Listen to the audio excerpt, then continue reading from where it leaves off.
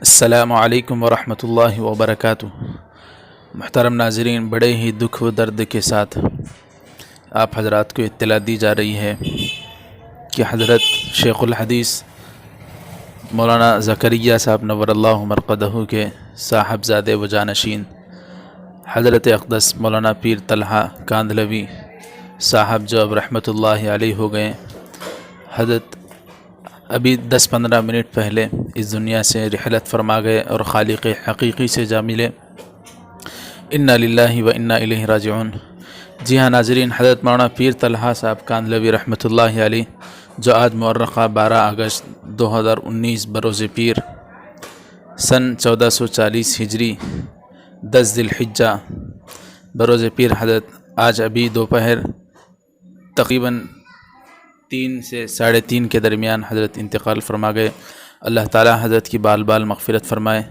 ناظرین، آج عید کا دن ہے، عید الاضحیٰ ہے ہندوستان، پاکستان، بنگلہ دیش، دیگر ممالک میں، لیکن ابھی ایک دکھ بھری خبر ہمیں ملی ہے کہ حضرت کا انتقال ہو گیا۔ ہم سب کے لیے ضروری ہے کہ ہم اللہ سے سب سے پہلے اپنے گناہوں کی معافی مانگیں کہ امت کے عظیم رہبر اور رہنما ہم سے جدا ہوتے چلے جا رہے ہیں اور یہ دنیا اللہ والوں سے خالی ہوتی جا رہی ہے۔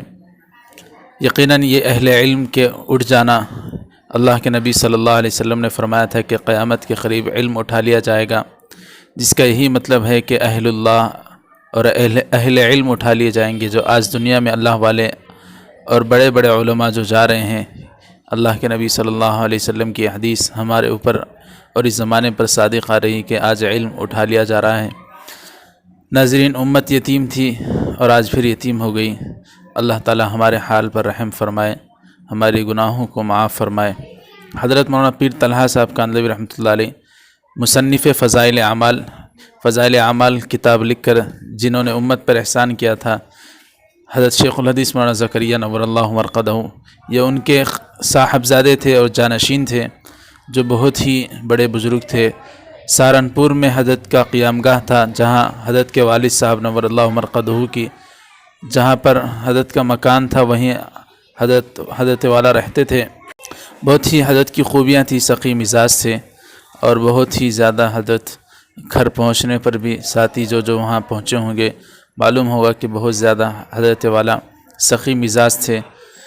بہرحال بہت ساری خوبیاں تھیں مرنے والے میں۔ اللہ غریق رحمت کرے اور اللہ تعالی حضرت کا نعم البدل ہم سب کو نصیب فرمائے اور ہم سب کو ان اللہ والوں کی جو موجود ہیں قدر کی توفیق نصیب فرمائے۔ آخر میں آپ سب سے گزارش ہے کہ حضرت کے لیے ایصال ثواب فرمائیں۔ السلام علیکم ورحمۃ اللہ وبرکاتہ۔